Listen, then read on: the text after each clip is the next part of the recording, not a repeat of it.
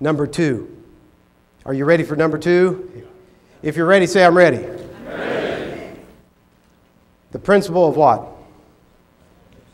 Perception. The principle of perception. For your notes. Excellent question.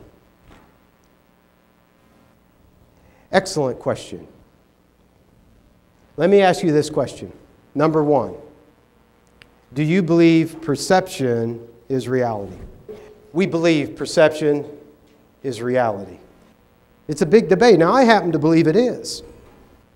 Perception is reality. Number 2, perceptions must what? Must equal reality. Be careful here in the Wizard of Oz, the great wizard, until the little Toto, right, exposes the great. See, the perception was what? Greater than the. And you have to be careful here, folks. You can damage your brand, damage your reputation real quick. Be careful, because you can go out with a message in a marketplace and attract a multitude of people to come to you, but we have to perform. It's happened with speakers before. They found out how to get the engagements through fancy marketing tools and strategies. They get hired, and then they get blacklisted in the speaking community. Damage their career. Could take them 15 years, 10 years to recover from that. So we have to make sure that it's reality. And then we have to make sure to understand that in the fundamentals of marketing, that we have inherited perceptions that you didn't create, but you did inherit them. So let me ask you this question. If I say the word car salesperson, what comes to your mind? If I say real estate agent, what comes to your mind? If I say financial advisor, what comes to your mind? If I say professional speaker, what comes to your mind? Boy, I tell you, when I got turned on with Jim Rohn, all I wanted in my whole life was to become a speaker, just like Jim Rohn, and spread the good news. I was so excited. And once I started professionally speaking, I was so proud when you would be in a networking event and someone would say, what do you do? You know how you exchange? What do you do for a living? Well, what do you do for a living? How you exchange that? And I would say, I'm a professional speaker. And I was so proud of that. And you know what kind of responses I would get when I would say, I'm a professional speaker? Oh, you one of those motivational speakers? Motivate me, Ricky.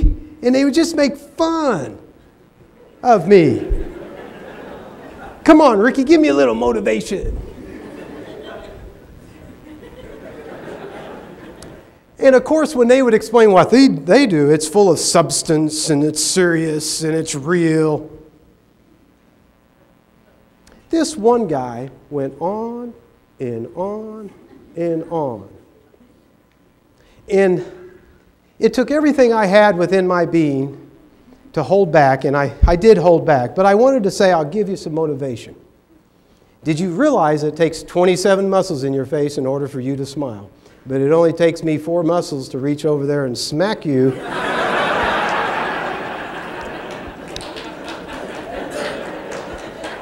If you don't change that attitude, there's your motivation.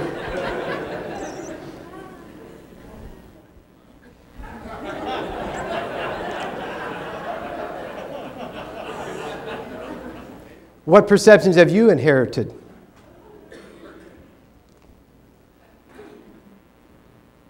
We understand our value. I can show you letters. They're personal. One I carry with me. Guy just was this far from just calling it quits. Attended the seminar. Ricky, you got to me. Your story on the streets and doing drugs and Jim Rohn. A year later, I get another letter from him, and he's prospering and doing well. We know our value. We understand our value. Does your marketplace? Jot this down. You can't control what you've inherited, but you can control your own brand. Be careful of what you have inherited.